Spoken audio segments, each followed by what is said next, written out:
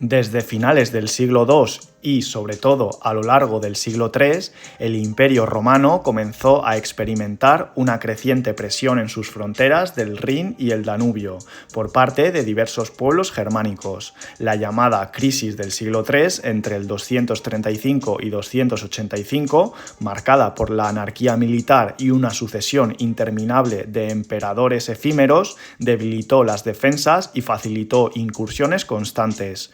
Roma atravesaba guerras civiles, rebeliones campesinas como las Bagaudas y un colapso económico que redujo su capacidad de respuesta. En este contexto, los germanos, que vivían un aumento demográfico notable, ya que se calcula que su población alcanzaba unos 6 millones hacia esa época, iniciaron migraciones progresivas en busca de nuevas tierras, divididos en grupos relativamente pequeños pero con un impacto creciente sobre la seguridad imperial.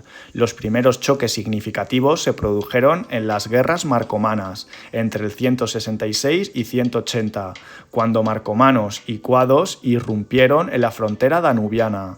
Estas incursiones evidenciaron no solo la fragilidad militar romana, sino también la necesidad de integrar a los germanos como auxiliares en el ejército. Así comenzó una relación ambivalente, enemigos en las campañas, pero también aliados y colonos dentro del imperio. A finales del siglo IV, sin embargo, un nuevo factor transformó el escenario: la irrupción de los hunos desde las estepas asiáticas. Su expansión hacia Occidente provocó un efecto dominó que empujó a numerosos pueblos germánicos a buscar refugio dentro del imperio. Entre ellos destacaban los godos, que habitaban las tierras al norte del Danubio. En el año 376, un vasto grupo de godos liderados por Fritigerno pidió asilo al emperador Valente para cruzar el río y asentarse en los Balcanes. Aunque Roma aceptó inicialmente, la corrupción y el maltrato administrativo condujeron pronto al conflicto abierto, que culminó en la decisiva batalla de Adrianópolis en el 378. Allí, el ejército romano fue aniquilado y el propio emperador Valente pereció en combate. La derrota supuso un trauma militar y político. Reveló que Roma ya no era invencible y abrió la puerta a la instalación permanente de los pueblos bárbaros dentro de sus fronteras. El nuevo emperador, Teodosio, se vio obligado a pactar con los godos mediante un foedus en 382, autorizándolos a asentarse en Tracia con cierta autonomía. Durante los años siguientes, los visigodos fueron integrándose en la vida romana, adoptando el cristianismo en su variante arriana y accediendo incluso a cargos militares y administrativos, aunque sin disolverse en la sociedad romana. La conflictividad se mantuvo, y bajo el liderazgo de Alarico, los visigodos comenzaron a buscar mejores condiciones y territorios más fértiles. Tras recorrer los Balcanes e Italia, en el año 410 protagonizaron un episodio mítico: el saqueo de Roma. La capital imperial, símbolo de poder durante siglos, era profanada por primera vez en casi 800 años, lo que impactó profundamente en la mentalidad contemporánea.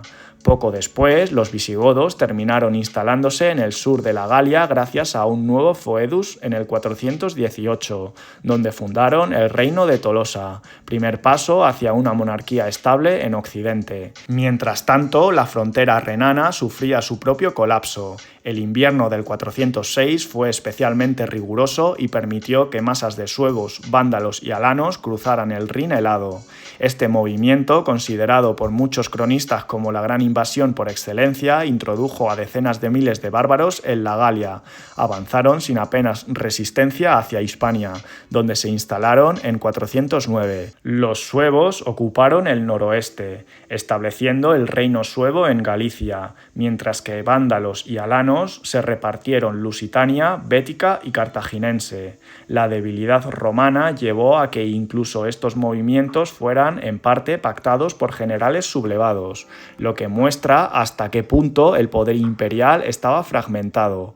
No obstante, la presencia de tantos grupos disgregados llevó pronto a choques internos, y los visigodos, aliados de Roma, fueron utilizados como fuerza militar para someterlos, consolidando así su hegemonía en la península ibérica. Los vándalos, liderados por Genserico, optaron finalmente por cruzar a África en 429. La conquista de Cartago en 439 les proporcionó una base económica formidable, pues África era una de las regiones más ricas del imperio y el principal proveedor de grano para Italia.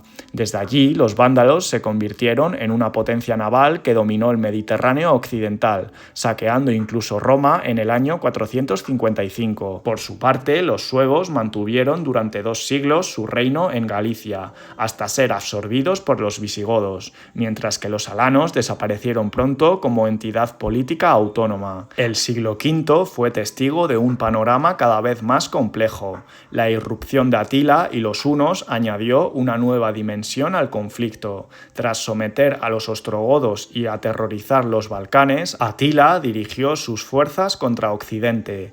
En el 451 fue finalmente contenido en la batalla de los Campos Cataláunicos, gracias a una coalición encabezada por el general romano Flavio Aecio y apoyada por visigodos y otros aliados germánicos.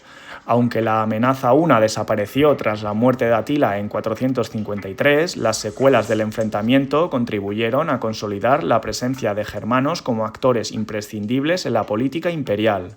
A lo largo de estas décadas, los francos también fueron consolidando su poder en el norte de la Galia, bajo el liderazgo de Clodoveo. Lograron imponerse sobre rivales y expandirse hacia el sur, derrotando a los visigodos en Boyé en el 507, lo que obligó a estos a trasladar su capital a Toledo. En paralelo, los burgundios se establecieron en el valle del Ródano, formando su reino propio, mientras que sajones, jutos y anglos comenzaron la ocupación de Britania, inicialmente como mercenarios contratados por los romanos para frenar a pictos y escotos, pero pronto como conquistadores. Estas oleadas dieron origen a los futuros reinos anglosajones. Italia, corazón del imperio, tampoco escapó a la transformación.